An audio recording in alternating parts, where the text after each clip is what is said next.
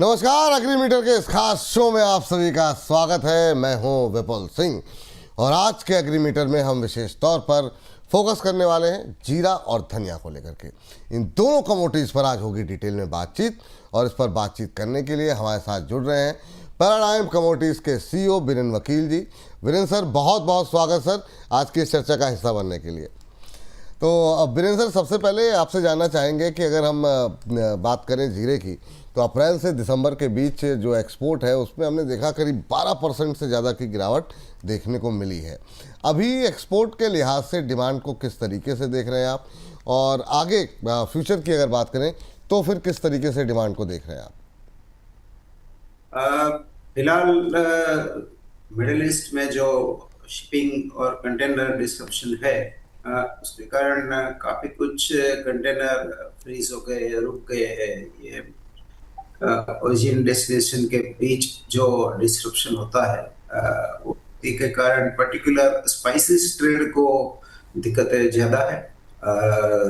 और फिलहाल local demand थोड़ी अच्छी है, बट एक्सपोर्ट डिमांड जैसे आपने कहा इसमें थोड़ी गिरावट है और अभी काफी फ्लूइड सिचुएशन है। तो एटलीस्ट लॉन्ग टर्म आउटलुक के बारे में कुछ, क्योंकि वॉर कब बंद होगी, कब चलेगी, क्योंकि ट्रम्प साहब के जो भी स्टेटमेंट आते हैं वो एक दिन से ज्यादा टिकते नहीं है। तो ऐसे में कोई मन बनाना वो थोड़ा ओवर थिंकिंग बन जाता है। बिल्कुल सर। अब सर, ये जो अभी गुजरात एग्रीकल्चर डिपार्टमेंट की तरफ से एक स्टेटमेंट आई है और ये कहा गया कि इस बार जो है गुजरात के अंदर जीरा प्रोडक्शन जो है वो कम हो सकता है। इसी तरीके से इंडस्ट्रीज़ की ओर से भी उत्पादन घटने का अनुमान लगाया जा चुका है।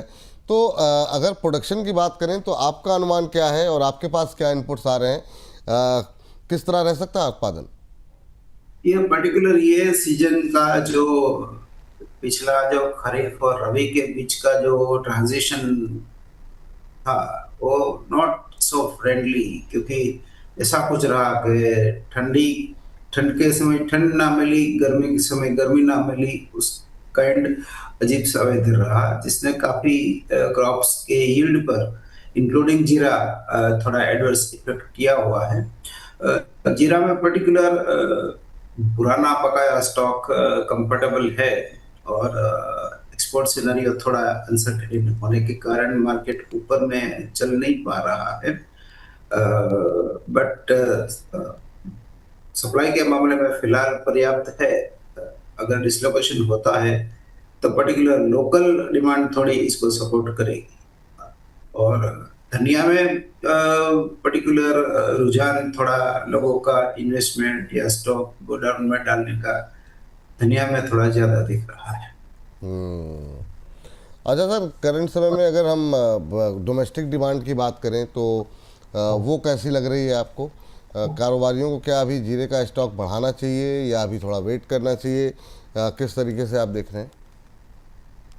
जीरा में मैंने कहा कि पिछला स्टॉक डिसेंट है, क्योंकि जो 65,000 का भाव 3 साल पहले जो हुआ था, तो इसके बाद जो एकरेज एक्सपांशन हुआ और डिमांड डिस्ट्रक्शन हुआ, जो जीरा से चाइना जाता था वो एक आध बार तो वापस आया।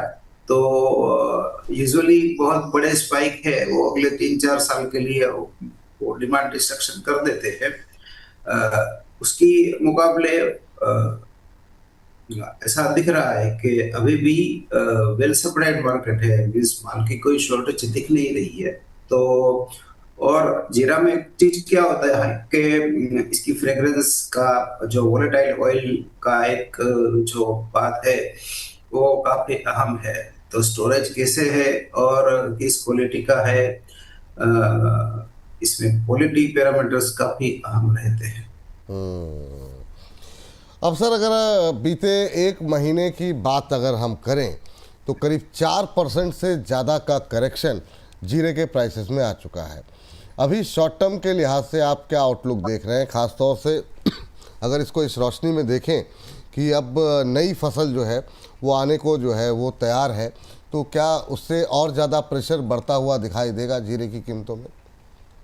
फिलहाल जो सबसे बड़ा जो इवेंट या जो है वो मार्च एंडिंग को चलते हुए अगले वीक से काफी मंडीज हमारे यहाँ पर्टिकुलर नॉर्थ गुजरात में बंद रहेगी।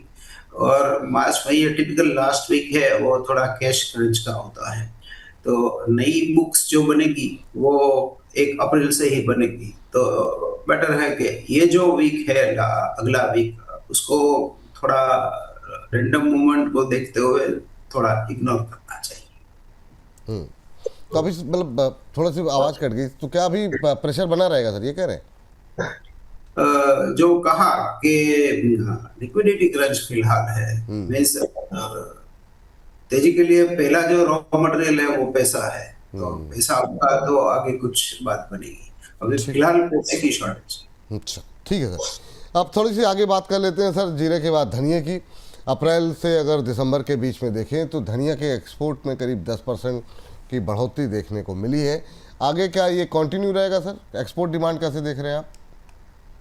यहाँ जो एक्सपोर्ट एक्सिम डिसेप्शन है वो थोड़ा धनिया की फेवर में रह सकता है, क्योंकि इंपोर्टेड धनिया जो ब्लैक सी से या रोमानिया, बल्गेरिया, यूक्रेन, रशिया से जो आता रहता है वो फिलहाल 2 साल से नहीं आ पा रहा है, 3 साल से वैसे नहीं आ पा रहा है। और इसकी डोमेस्टिक मार्केट का CAGR ग्रोथ काफी डिसेंट है और एक्सपोर्ट डिमांड भी थोड़ी डिसेंट है। तो कंपेयर टू ये 2 कमोडिटी में थोड़ा बेटर जिसको कहेंगे बैलेंस शीट के मामले में या मींस सप्लाई डिमांड के मामले में भी, टेक्निकल मामले में भी, तो धनिया बेटर दिख रहा है। धनिया बटर दिख रहा है। अच्छा सर, प्रोडक्शन में भी इसके जो है कमी का अनुमान जताया गया है, इंडस्ट्री की तरफ से भी, गुजरात गवर्नमेंट की तरफ से भी। तो क्या एक्सपेक्टेशन है सर कि कितना कम रह सकता है सर, और क्या वाकई में कम रहेगा? ये मिड फरवरी का जो वेदर था, गर्मी स्पेशली थोड़ी इस बार एक अजीब सी बात ये है कि हमको गुजरात में मैं रहता हूँ तो हमको विंटर महसूस ही नहीं हुआ है। मुश्किल से 10-15 दिन ठंड होगी। तो आई थिंक सभी रबी फसलों जितनी भी है उनपे कहीं ना कहीं यील्ड का असर तो रहा होगा। धनिया ज्यादा सेंसिटिव है सभी चीजों में, जीरा और धनिया। तो धनिया पे में भी एडवर्स इफेक्ट यील्ड के मामले में थोड़ी ज्यादा हो सकती है। ठीक सर। अब सर आखिरी सवाल यही होगा कि अगर हम 1 महीने में देखें तो धनिया की कीमतें जो हैं वो 8% से ज़्यादा बढ़ गई हैं। अब ये कंटिन्यूटी आप आगे देख रहे हैं, और क्या डोमेस्टिक डिमांड भी बढ़ती हुई दिखाई देगी? और साथ ही साथ आपसे जानना चाहेंगे, जो एनसीडेक्स फ्यूचर के अंदर भी हमने देखा, जो अभी हम बता रहे हैं कि 8% से ज़्यादा कीमत रही है, तो क्या ये तेज़ी और बढ़ेगी सर? ये हमेशा